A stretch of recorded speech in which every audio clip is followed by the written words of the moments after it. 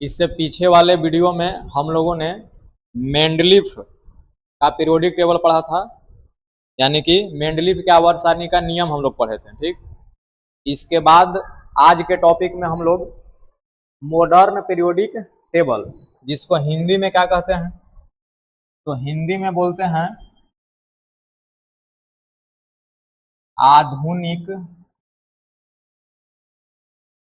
आवर्त सारणी पढ़ते हैं।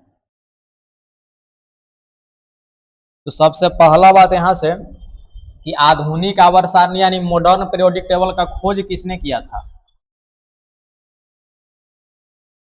तो खोज किसने किया था, तो हेनरी मोसले नामक वैज्ञानिक ने किया था। कब किया था, तो 1913 में किया था। और कहाँ के रहने वाले थे, इंग्लैंड के रहने वाले थे। तो इतना बात ध्यान में रखेंगे, मॉडर्न पीरियोडिक टेबल यानी कि आधुनिक आवर्त सारणी का खोज किसने किया था, तो हेनरी मोसले नामक वैज्ञानिक ने किया था। कहाँ के थे, तो इंग्लैंड के थे। कब किए थे, तो 1913 ईस्वी में किए थे।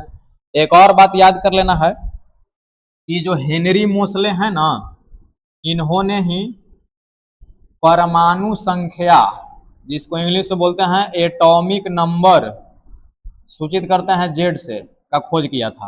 यानी कि अगर पूछा जाए कि परमाणु संख्या के बारे में सबसे पहले किसने बताया, यानी कि परमाणु संख्या का खोज किसने किया था, तो हेनरी मोसले ही ने किया था। कब किया था, तो 1913 ईस्वी में ही किया था। ठीक, अब यहाँ से एक और क्वेश्चन कि आधुनिक आवर्त सारणी का जनक किसे कहते हैं, तो आधुनिक आवर्त सारणी का जनक हेनरी मोसले को कहते हैं। सिर्फ मोसले भी याद कर सकते हैं। ठीक, अगर बोला जाए कि आधुनिक आवर्त सारणी का जनक किसे कहें, तो आधुनिक आवर्त सारणी का जनक होता है मेंडलीफ। लेकिन अगर उसमें अगर आवर्त सारणी का जनक बोला जाए, आधुनिक नहीं लगा रहे, तो आवर्त सारणी का अगर जनक रहेगा तब आंसर क्या देंगे, मेंडलीफ देंगे। और अगर आधुनिक आवर्त सारणी का जनक कहेगा तब क्या आंसर देना है, हेनरी मोसले देना है। ठीक है, अब इसके बाद आधुनिक आवर्त सारणी का नियम क्या है, यानी कि रूल क्या है। रूल कहिए या थ्योरी कहिए, एक ही बात है। आधुनिक आवर्त सारणी क्या है, तो इससे पहले जब हम लोग मेंडलीफ का आवर्त सारणी पढ़े थे तो उसमें लिखाया गया होगा, बताया गया होगा कि इनके अनुसार तत्वों के भौतिक एवं रासायनिक गुण उनके परमाणु द्रव्यमानों के आवर्त फलन होते हैं। ठीक, लेकिन यहाँ पर परमाणु द्रव्यमान के आवर्त फलन नहीं होंगे, यहाँ पर परमाणु संख्या के आवर्त फलन होंगे। यानी कि मोसले ने जब अपना तत्वों का वर्गीकरण पीरियोडिक टेबल में किया था, आवर्त सारणी में किया था, तो इन्होंने बताया था कि तत्वों का वर्गीकरण परमाणु द्रव्यमान के आधार पर नहीं, बल्कि परमाणु संख्या के आधार पर किया जा सकता है। ठीक, तो परमाणु संख्या के आधार पर अगर इनका वर्गीकरण किया गया तो इनका नियम क्या हो गया, तो इनका नियम था कि तत्वों के भौतिक एवं रासायनिक गुण उनके परमाणु संख्याओं के आवर्त फलन होते हैं। लिख रहे हैं, तत्वों के भौतिक एवं रासायनिक गुण, तत्वों के भौतिक एवं रासायनिक गुण उनके परमाणु उनके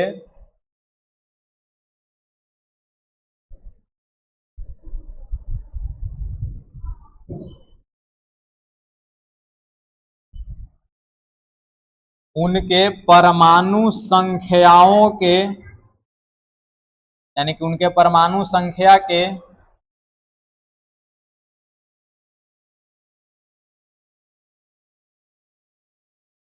आवर्त फलन होते हैं। ठीक, यानी कि तत्वों के भौतिक एवं रासायनिक गुण उनके परमाणु संख्या के आवर्त फलन होते हैं। एक इनका नियम है, ये नियम है आधुनिक आवर्त सारणी कहिए या मोसले का नियम कहिए। ठीक, अब इसी को दूसरा तरीका से भी हम लिख सकते हैं, यदि तत्वों को उनके बढ़ते हुए परमाणु संख्या के क्रम में सजाया जाए। ठीक, यदि तत्वों को उनके बढ़ते हुए परमाणु संख्या के क्रम में सजाया जाए तो एक निश्चित अंतराल के बाद, ठीक, समान गुण वाले तत्व पाए जाते हैं, यानी कि समान गुण वाले तत्व दोहराए जाते हैं। उसी को बोलते हैं मोसले का नियम या आधुनिक आवर्त सारणी का नियम। और समान गुण वाले तत्व अगर एक निश्चित संख्या के बाद दोहराता है तो उस गुण को ही आवर्त फलन कहते हैं, जो कि पहले बताया गया है। तो यहां से हम लोग जान गए ये आधुनिक आवर्त सारणी का जनक किसे कहते हैं? तो हेनरी मोसले को कहते हैं। हेनरी मोसले किस देश के वैज्ञानिक थे? तो इंग्लैंड के थे। इन्होंने अपना नियम कब दिया था? तो 1913 में दिया था। ठीक। आधुनिक आवर्त सारणी का नियम किस पर आधारित है? तो हम बोल सकते हैं बढ़ते हुए परमाणु संख्या पर आधारित है, बढ़ते हुए परमाणु द्रव्यमान पर नहीं। इससे पहले जो वैज्ञानिक आए थे सबका आवर्त सारणी का नियम था बढ़ते हुए परमाणु द्रव्यमान, क्योंकि उस समय परमाणु संख्या का खोज नहीं हुआ था। लेकिन सबसे पहले हेनरी मोसले ने 1913 में परमाणु संख्या का खोज कर दिया।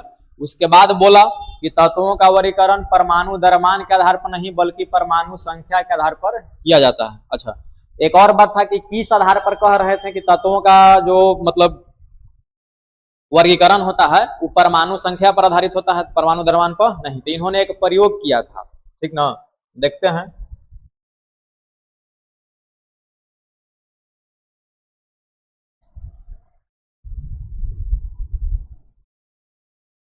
इनका एक प्रयोग था, एक्सपेरिमेंट था, एक्सपेरिमेंट। ठीक। इन्होंने क्या किया था कि एक धातु लिया था और उस धातु पर उच्च वेग इलेक्ट्रॉन का प्रहार किया था। ठीक, कोई धातु लेकर उच्च वेग के इलेक्ट्रॉन को प्रहार किया था। तो प्रहार करने पर पता चला, उन्होंने पाया कुछ इस टाइप का बात पाया।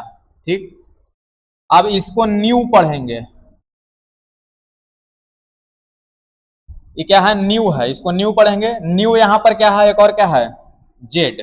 ठीक, तो जेड तो अभी बता दिए कि तत्व का परमाणु संख्या है जी। जेड क्या है? तत्व का परमाणु संख्या है, यानी कि एटॉमिक नंबर है। ठीक ना। और ये जो न्यू है, न्यू जो है से तत्व का क्या है? आवृत्ति है। क्या है? आवृत्ति, यानी कि फ्रीक्वेंसी है, एक तरह से ये एनर्जी है, आवृत्ति है। ठीक, तो इन्होंने पाया जब एक धातु लिए, ठीक, और धातु पर उच्च वेग इलेक्ट्रॉन को प्रहार किए, तो उन्होंने एक निष्कर्ष निकला कि रूट अंडर न्यू समानुपाती जेड। इसका अर्थ क्या हुआ? न्यू क्या है? धातु जो लिए हैं उसका क्या है? आवृत्ति है। अभी जेड क्या है जी? तत्व का परमाणु संख्या है। ये दोनों आपस में क्या है? समानुपाती है। कैसा रिलेशन है? समानुपाती है। इसका अर्थ हुआ कि अगर परमाणु संख्या ज्यादा रहेगा तो आवृत्ति भी ज्यादा रहेगा, समानुपाती में सही होता है। अगर परमाणु संख्या कम रहेगा तो आवृत्ति भी क्या हो जाएगा? कम हो जाएगा। तो यहां से साबित किए थे कि जो आवृत्ति होता ना है परमाणु संख्या के समानुपाती होता है। तो यहीं से वो बताए थे कि तत्वों का वर्गीकरण यानी कि परमाणु संख्या के आधार पर नहीं बल्कि परमाणु द्रव्यमान के आधार पर नहीं बल्कि परमाणु संख्या के आधार पर किया जाता है। ठीक है, अब आगे बढ़ते हैं। अब मॉडर्न पीरियोडिक टेबल का अब अगला टॉपिक है। मॉडर्न पीरियोडिक टेबल का हम लोग क्या पढ़ेंगे? विशेषता पढ़ेंगे। अच्छा, एक और बात बता दे रहे हैं नोट में, पहले नोट में देखिएगा, ये जो आधुनिक आवर्त सारणी है ना, इसको बोर, बरी या ब्यूरी, रैंग और वर्नर, तीन वैज्ञानिक, बोर ब्यूरी या बोर बरी, रैंग और वर्नर का भी आवर्त सारणी कहते हैं। याद कर सकते हैं। आधुनिक आवर्त सारणी को और किसका आवर्त सारणी कहते हैं? तो बोर ब्यूरी, रैंग और वर्नर का भी आवर्त सारणी कहते हैं। आवर्त सारणी में यानी कि आधुनिक आवर्त सारणी में जो अक्रिय गैस है ना, वो रैमजे द्वारा खोज किया गया था। रैमजे पढ़ेंगे, लिखा जाता है रैम से, RAMSAY। दो बातें यहां से नोट में। पहला बात है कि आधुनिक आवर्त सारणी को बोर बरी, रैंग, वर्नर का भी आवर्त सारणी कहते हैं। आधुनिक आवर्त सारणी में जो अक्रिय गैस का खोज किया गया था वो किसके द्वारा किया गया था? तो रैमजे के द्वारा किया गया था। ठीक है, देखते हैं। यह है आधुनिक आवर्त सारणी, जिसको बोलते हैं periodic table of the elements. आधुनिक आवर्त सारणी यानी कि मॉडर्न पीरियोडिक टेबल। ठीक, अब ये जो मॉडर्न पीरियोडिक टेबल है इसको मुख्य रूप से दो भागों में बांटा जाता है। वो दो भाग कौन कौन है? दो भाग कौन कौन है? तो पहला भाग है वर्ग, या इसी को क्या बोलते हैं? समूह, इंग्लिश में बोलते हैं ग्रुप। ठीक, और दूसरा क्या है? दूसरा है आवर्त, पीरियड। आवर्त, यही दो भाग है। तो अब वर्ग क्या है और आवर्त क्या है, इसके बारे में सबसे पहले मेंडलीफ ने भी बताया था कि तत्वों का जो उदग्र पंक्ति होता है वो क्या होता है, वर्ग होता है, और तत्वों का जो क्षैतिज पंक्ति होता है वो क्या होता है, तो आवर्त होता है। तो पीरियोडिक टेबल में देखते हैं, पीरियोडिक टेबल में देखते हैं, ये जो नजर आ रहा है खड़ा खड़ा लाइन, देखिएगा ये पहला वर्ग है, पहला को पहला के भी बोला जाता है, दूसरा को दूसरा के बोलते हैं, तीसरा को तीसरा के भी बोलते हैं, याद रखना है पीरियोडिक टेबल में से। ये जो खड़ा खड़ा लाइन है, उदग्र लाइन है, यही क्या है, वर्ग है। इसी हो गया पहला वर्ग, दूसरा वर्ग, तीसरा, चौथा, पांचवा, इसी करी करी वर्ग 18। वर्ग 18 को शून्य वर्ग भी कहा जाता है। वर्ग 18 को शून्य वर्ग भी कहा जाता है, यानी कि जीरो ग्रुप कहा जाता है। आगे पता चलेगा काहे कहा जाता है। ये जो आधुनिक आवर्त सारणी है इसको मुख्य रूप से दो भागों में बांटा गया है। कौन कौन भाग में बांटा गया है, वर्ग में बांटा गया है और आवर्त में बांटा गया है। वर्ग क्या है, तो तत्वों के उदग्र पंक्ति को क्या बोलते हैं, वर्ग बोलते हैं। आधुनिक आवर्त सारणी में वर्गों की कुल संख्या कितनी होती है, तो वर्गों की कुल संख्या होती है 18। ठीक, तत्वों का जो क्षैतिज पंक्ति है, क्षैतिज पंक्ति यानी पट, जैसे पहला हो गया, ये दूसरा क्षैतिज पंक्ति, तीसरा हुआ, ये सब क्या है, आवर्त है जी। ये सब क्या है, आवर्त है। आवर्त की कुल संख्या आधुनिक आवर्त सारणी में कितनी होती है, तो 7 होती है। जैसे पहला आवर्त हो गया, ये दूसरा हो गया, तीसरा हो गया, चौथा हो गया, पांचवा हो गया, छठा हो गया और सातवां हो गया। ठीक, तो तत्वों के क्षैतिज पंक्ति को क्या बोलते हैं, तो तत्वों के क्षैतिज पंक्ति को बोला जाता है आवर्त। आधुनिक आवर्त सारणी में आवर्त की कुल संख्या कितनी होती है, तो आवर्त की कुल संख्या 7 होती है। अच्छा, एक और बात, कि जो 7 आवर्त है और नीचे भी है, कोई इसको 8वां आवर्त कह देगा, कोई इसको 9वां कह देगा, तो ऐसा नहीं है। ये जो तत्व होता है, फिर से एक और बात बताते रहे, आधुनिक आवर्त सारणी जो होता है ना, उसको 4 ब्लॉक में बांटा जाता है। आधुनिक आवर्त सारणी को कितने ब्लॉक में बांटा जाता है, 4 ब्लॉक में। कौन कौन, एसपीडीएफ। तो देखिएगा यहाँ, ये जो पहला वर्ग और दूसरा वर्ग के तत्व है ना, इसको बोलते हैं एस ब्लॉक का तत्व। ठीक, वर्ग 3 से लेके 12 तक का जो तत्व है इसको बोलते हैं डी ब्लॉक का तत्व। ठीक, वर्ग 13 से लेके 18 तक का जो तत्व है इसको बोलते हैं पी ब्लॉक का तत्व। क्या बोलते हैं, पी ब्लॉक का तत्व। ठीक, और ये जो नीचे 2 श्रेणी नजर आ रहा है, क्षैतिज पंक्ति नजर आ रहा है, इसको बोलते हैं एफ ब्लॉक का तत्व। क्या बोलेंगे जी, एफ ब्लॉक का तत्व बोलते हैं। ठीक ना, तो ये जो एफ ब्लॉक का सीरीज है ना, इसको लेंथेनाइड सीरीज कहते हैं, और ये भी एफ ब्लॉक का है जिसको एक्टिनाइड कहते हैं। अगर आवर्त के बात करेंगे तो ये छठा आवर्त है और ये वाला 7वां आवर्त है। जैसे छठा आवर्त यहाँ देखिएगा, यहाँ 55 है, 56 है, 55, 56, 56 के बाद 57 से खत्म। तो जो एल ए तत्व है ना, L A means lanthanum, L A means क्या होता है, लेंथनम होता है। तो एल ए जो यहाँ पर तत्व है 57 नंबर का जो तत्व है, ये जो जगह खाली है यहाँ पर रहेगा एल ए, 57 नंबर का तत्व। ठीक ना, तो 55, 56, 57, और 57 के बाद 58 नहीं, 58 से 71 तक एफ ब्लॉक में आता है। इसका यूज यहाँ नहीं करेंगे, ये दोनों का यूज नहीं करेंगे, ये वाला दोनों का। यहाँ पर कुछ वैज्ञानिक का मानना है कि लेंथेनाइड सीरीज 57 से स्टार्ट होता है, कुछ वैज्ञानिक का मानना है कि 58 से स्टार्ट होता है। ठीक, तो ये वाला जो नजर आ रहा है लेंथेनाइड श्रेणी में, इसका यूज हम लोग को यहां पर नहीं करना है, एफ ब्लॉक के तत्व में नहीं करना है, हम लोग को डी ब्लॉक के तत्व में यूज करना है। किस ब्लॉक में तत्व में, किस ब्लॉक के तत्व में यूज करना है, तो डी ब्लॉक वाला में। तो एल ए हो जाएगा लेंथेनम। यहाँ जो एसी था एक्टिनियम, एसी मीन्स होता है एक्टिनियम, यहाँ पर आ जाएगा 89 नंबर का तत्व है। ठीक, तो हम देख सकते हैं कि 55, 56, 57, 58 से खतर नहीं है, उसके बाद 72 से आगे मुहे है। तो 58 से 71 तक जो है से ब्लॉक में आवर्त सारणी के नीचे रखा गया, यहाँ पर गुण नहीं मैच करता था, नीचे रखा गया है निकाल के, लेकिन निकाला गया है कैमा आवर्त से, तो छठे आवर्त से निकाला गया है, इसलिए जो आवर्त है छठा है। यहाँ देखिएगा 87, 88, 89, 90 से 103 नहीं, यहाँ 104 है, तो 90 से 103 जो नजर आ रहा है श्रेणी, जिसको एक्टिनाइड बोलते हैं, 7वां आवर्त में से देखिए निकाला गया है।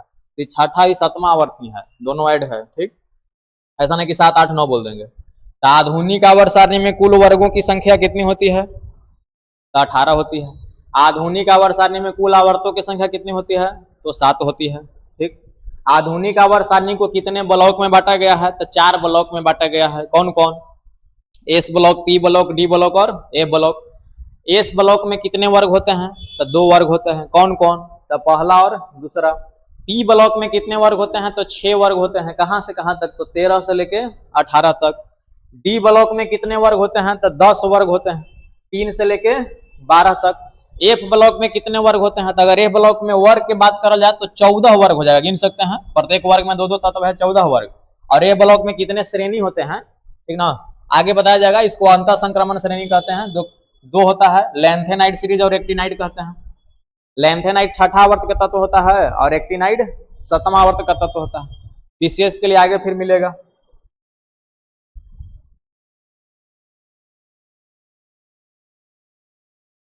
अगला टॉपिक हम लोग का है, अगला टॉपिक है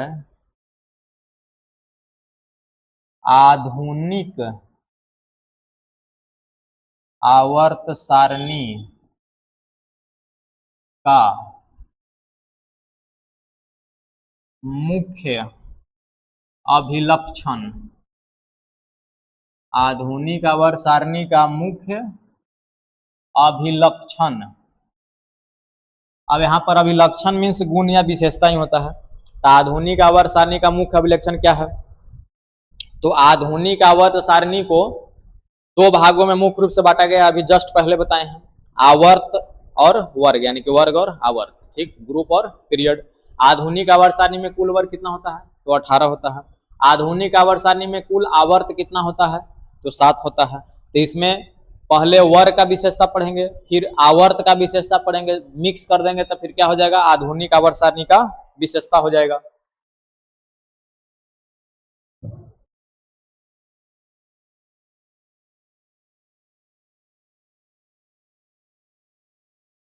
चलिए देखते हैं।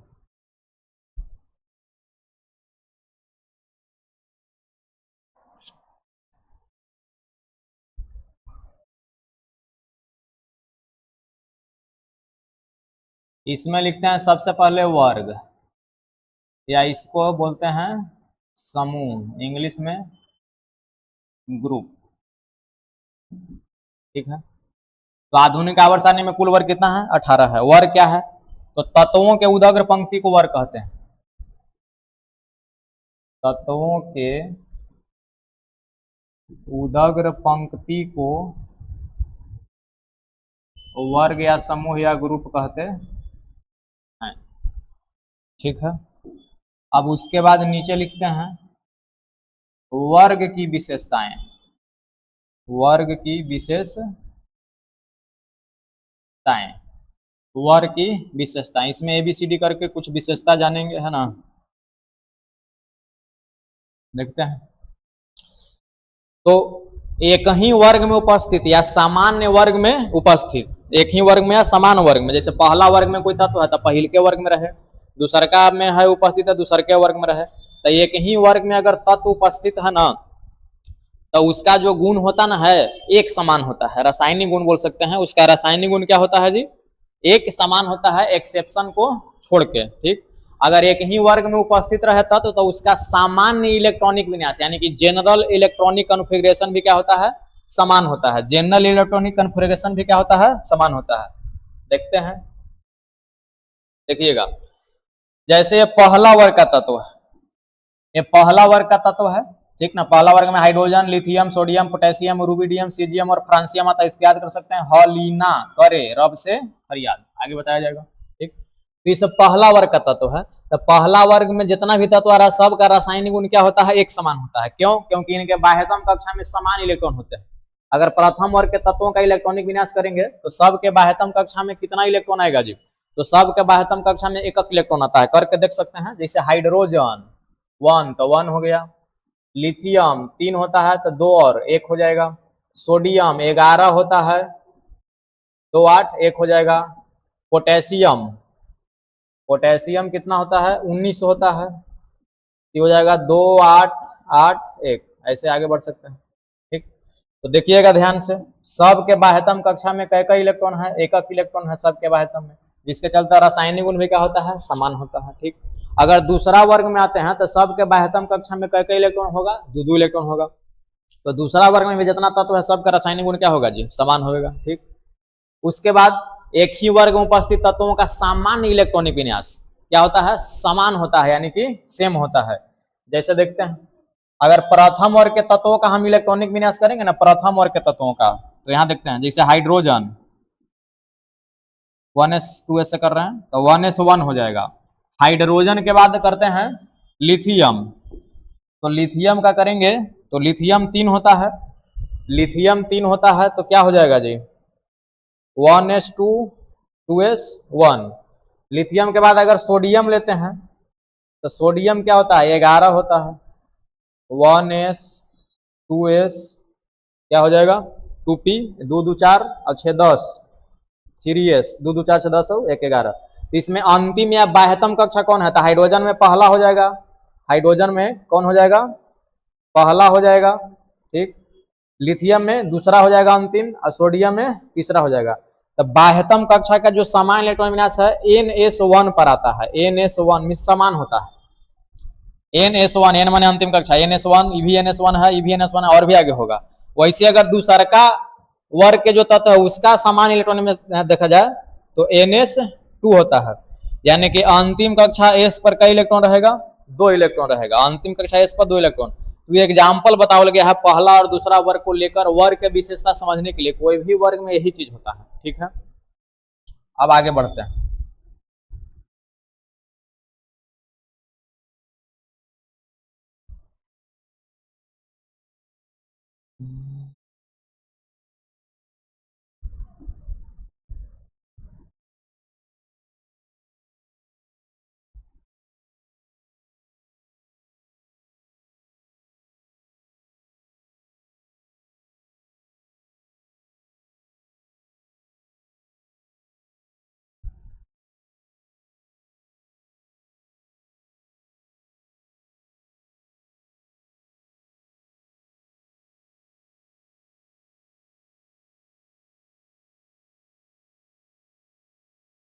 चलिए देखते हैं आगे। जो वर्ग होता ना है वर्ग, उसमें तत्वों के परमाणु क्रमांक का अंतराल 2 8 8 18 18 32 होता है जी।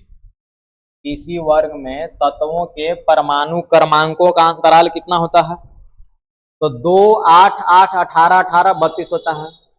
और ये जो संख्या है इसको बोला जाता है मैजिक नंबर, क्या बोलते हैं, मैजिक नंबर, यानी कि जादुई संख्या, मैजिक नंबर यानी कि जादुई संख्या इसको बोलते हैं। अब इसका क्या क्या है, तो कोई भी वर्ग में उपस्थित तत्व का ही परमाणु संख्या बता सकता है, माने इसके द्वारा हम निकाल सकते हैं। कैसे, एग्जाम्पल के लिए प्रथम वर्ग ले लेते हैं, वर्ग पहला का एक कहिए या पहला वर्ग कहिए, बात एक होता है, ठीक। तो इसमें कौन कौन तत्व आता है, हॉलीना, हॉलीना के रब से फरियाद। अच्छा, इसमें पहला तत्व हाइड्रोजन है, हाइड्रोजन का परमाणु संख्या क्या होगा, तो हाइड्रोजन का परमाणु संख्या क्या होगा जी, तो हाइड्रोजन का परमाणु संख्या 1 होता है, पहला याद रखना है। उसके बाद लिथियम का हम लोग को याद नहीं है तो मैजिक नंबर यूज करते हैं। 1 में कितना जोड़ेंगे, 2 जोड़ेंगे, 1 में कितना जोड़ेंगे जी, 2 जोड़ेंगे, तो 1 में 2 जोड़ेंगे तो कितना हो जाएगा 3, 3 में 8 जोड़ेंगे तो 8 जोड़ेंगे तो कितना हो जाएगा 11, 11 में 8 जोड़ेंगे तो कितना हो जाएगा 19, 19 में 18 जोड़ेंगे तो कितना हो जाएगा 37, 37 में 18 जोड़ेंगे तो कितना हो जाएगा 55, 55 में 32 जोड़ेंगे तो कितना हो जाएगा 87। तो यहाँ मिला सकते हैं, देखिए दिया हुआ है परमाणु संख्या 1 3 11, 1 3 11 19 37 55 87, 19 37 55 87। अगर हम दूसरा वर्ग ले लेते हैं, वर्ग दूसरा के एक या दूसरा वर्ग, तो इसमें कौन कौन तत्व आता है, तो बेटा मांगे कन्या सुंदर बाप राजी, beryllium magnesium calcium strontium barium और रेडियम, ठीक। अब इसका परमाणु संख्या निकालते हैं। पहला याद करना है, बेरिलियम का परमाणु संख्या कितना होता है 4, हाइड्रोजन हीलियम लिथियम बेरिलियम 4 हो गया। अब 4 के बाद एक और बात, इसमें अगर पेरियोडिक टेबल में देखेंगे तो हाइड्रोजन के सामने यहाँ पर बेरिलियम नहीं है, उसके एक नीचे है, एक तत्व एकरा में कम है, इसमें एक तत्व क्या है जी कम है, देख सकते हैं। तो 4 में 2 नहीं जोड़ेंगे, यहाँ पर 2 नहीं काम करेगा वर्ग सेकंड में, अगला काम करेगा। तो 4 में कितना जोड़ेंगे 8, तो कितना हो जाएगा 12। 12 में कितना जोड़ेंगे 8, तो 20। 20 में 18 32, ठीक है। 20 में 18 32 नहीं, 20 में अगर 18 जोड़ा जाए तो कितना हो जाएगा 38 हो जाएगा, ठीक। 38 में फिर 18 जोड़ना है जी, तो 38 कितना हो जाएगा 56 हो जाएगा। 56 में 32 जोड़ेंगे तो कितना हो जाएगा 88 हो जाएगा। तो देख सकते हैं, मिला सकते हैं। 4 12 20, 4 12 20, 38 56 88, 38 56 88। तो इस मैजिक नंबर का यूज करके किसी भी वर्ग में उपस्थित तत्वों का परमाणु संख्या हम पता लगा सकते हैं, ज्ञात कर सकते हैं, ठीक। उसके अलावा अगला कुछ विशेषता जान लेते हैं। किसी भी वर्ग में ऊपर से नीचे चला जाता है, टॉप टू बॉटम, और किसी आवर्त में बाएं से दाएं चला जाता है, लेफ्ट टू राइट, नियम है चलने का। तो किसी भी वर्ग में ऊपर से हम नीचे चलते हैं ना, हाँ, तो परमाणु का आकार या त्रिज्या बढ़ता है। परमाणु का आकार या त्रिज्या बढ़ता है, क्यों? क्योंकि कक्षा यानी कोष यानी कि ऑर्बिट यानी कि सेल का संख्या बढ़ता है, जिससे नाभिक एवं बाह्यतम कक्षा के बीच का दूरी बढ़ता है, ठीक। जैसे अभी कुछ तत्वों का हम लोग इलेक्ट्रॉनिक विन्यास किए थे, करते हैं। जैसे हाइड्रोजन हो गया 1, हीलियम हो जाएगा 2 और 1, सोडियम 2 8 1 हो जाएगा, पोटेशियम 2 8 8 1 हो जाएगा। तो देखने से पता चल रहा है कि इसमें के कक्षा हो गया। पहला को के बोलते हैं, पहला को क्या बोलते हैं जी, के बोलते हैं, ठीक, के हो गया।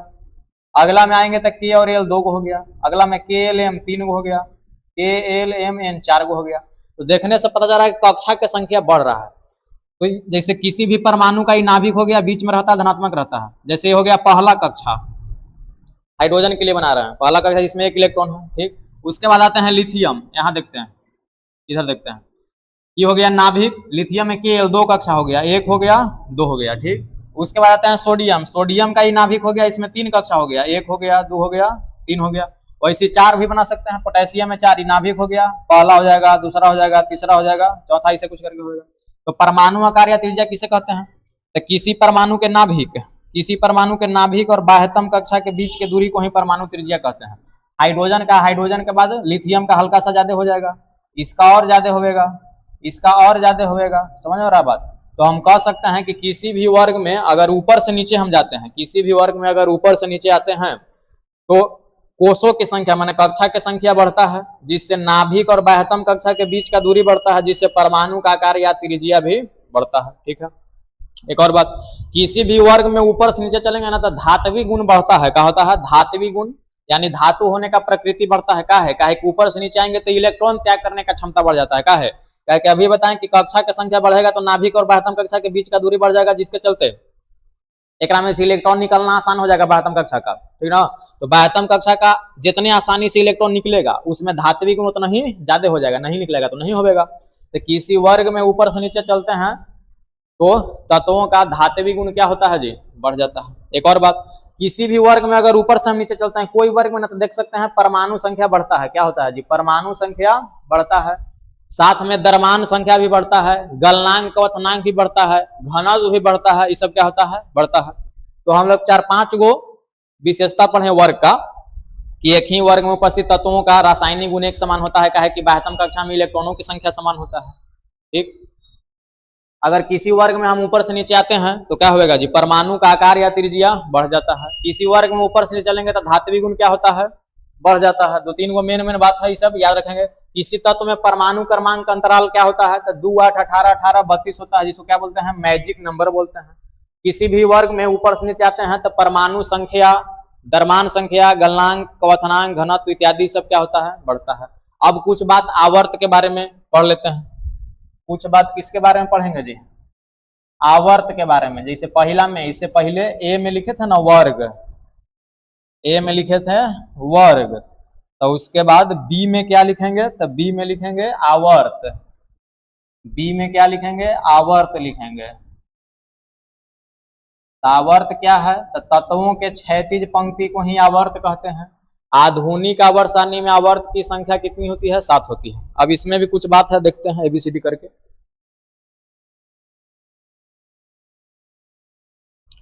इसमें कहा जाता है कि एक ही आवर्त में उपस्थित, एक ही मैंने समान, जैसे पहला आवर्त, दूसरा आवर्त, तीसरा आवर्त। जैसे पहला आवर्त में केवल 2 तत्व होता है जी, हाइड्रोजन होता है और हीलियम होता है, केवल 2। सबसे छोटा आवर्त है, इसको लघु आवर्त कहते हैं, बताया गया है पीछे। वैसे दूसरा आवर्त, तीसरा आवर्त ऐसे चलेंगे, अभी लिखे भी थे। ये पहला आवर्त हो गया, दूसरा हो गया, तीसरा हो गया, चौथा हो गया, पांचवा हो गया, छठा हो गया और सातवां हो गया। तो किसी आवर्त में यानी कि किसी एक ही आवर्त में समान आवर्त में चलेंगे ना, समान आवर्त में चलेंगे तो कक्षा के मान क्या होता है, समान होता है। कक्षा सेल का मान क्या होता है, समान होता है। जैसे कोई भी आवर्त उठाते हैं, देखते हैं, यहां लेते हैं सेकेंड आवर्त।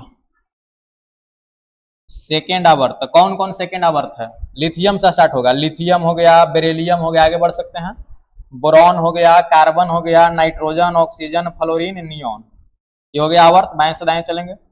अच्छा, परमाणु संख्या तो पता होना चाहिए। परमाणु संख्या लिथियम का कितना हो जाएगा जी, तो लिथियम का 3 होता है, देखिए वहां लिखा हुआ है, लगातार चलेगा। ये 4 हो जाएगा, 5 हो जाएगा, 6, 7, 8, 9, 10। ठीक, इलेक्ट्रॉनिक विनाश करते हैं तो 2 और 1 हो जाएगा, 2 और 2 हो जाएगा, 2 और 3 हो जाएगा, 2 और 4 हो जाएगा। कोई आवर्त में यही कर सकते हैं। लास्ट हो जाएगा 2 और 8। तो देखने से क्या पता चल रहा है कि किसी भी आवर्त में अगर हम बाएं से दाएं चलेंगे, जैसे एग्जांपल के रूप में दूसरा आवर्त में हम लोग चल रहे हैं, तो किसी आवर्त में बाएं से दाएं चल रहे हैं तो देखिएगा कक्षा का मान सेम है जी। कक्षा का मान क्या है, सेम है। सब में दो कक्षा है दूसरा आवर्त में, जैसे के हो गया, एल हो गया, देख लेते हैं, के एल, के एल, के एल।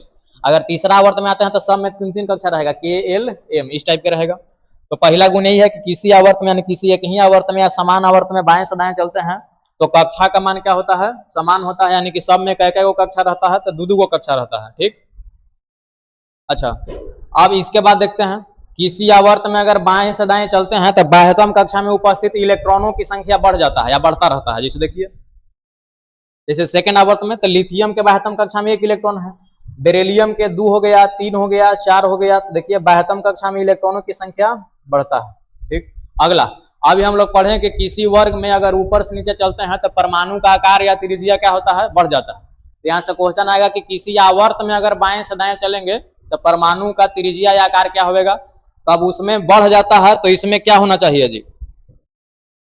तो देखते हैं, अब उसमें हम लोग पढ़े थे कि जब किसी वर्ग में ऊपर से नीचे चलते हैं तो कक्षा की संख्या बढ़ जाता है। ठीक, बाह्यतम कक्षा और नाभिक के बीच का दूरी बढ़ जाता है, जिससे आकार या त्रिज्या बढ़ जाता है। लेकिन अगर एकरा में हम देखें, अगर सेकेंड आवर्त में चले तो कक्षा का मान तो सेम है, सब में दुदुयोग है, तो संरचना तो सेम हो जाना चाहिए। ठीक, लेकिन नहीं, किसी आवर्त में बाएं से दाएं चलते हैं तो परमाणु का आकार या त्रिज्या क्या होता है, घटता है। अब कैसे घटता है, जैसे देखिए, लिथियम का हम संरचना बना रहे हैं, लिथियम का हो गया नाभिक, इसमें के एल 2 कक्षा है, 1, 2। ठीक है, बेरिलियम, तो इसमें भी तो 2 कक्षा है। सेकेंड आवर्त में सब में 2 गो, थर्ड आवर्त में सब में 3 गो, चौथा में सब में 4 गो, ऐसे होगा। अगला बनाते हैं तो अगला भी तो वही होगा।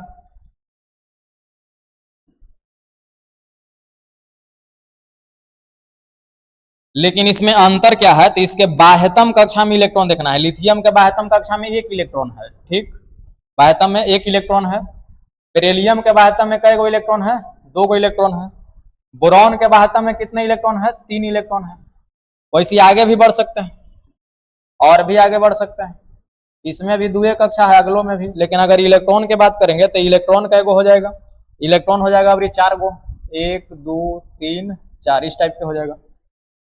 तो देखने से क्या पता चल रहा है कि कक्षा के मान, कक्षा की संख्या तो सेम है, तो सेम है, लेकिन एक और इसमें कारण है कि बाह्यतम कक्षा में इलेक्ट्रॉन की संख्या बढ़ रहा है। तो बाह्यतम कक्षा में इलेक्ट्रॉन की संख्या बढ़ने से नाभिक और बाह्यतम कक्षा, नाभिक और बाह्यतम कक्षा के बीच आकर्षण बल बढ़ जाता है।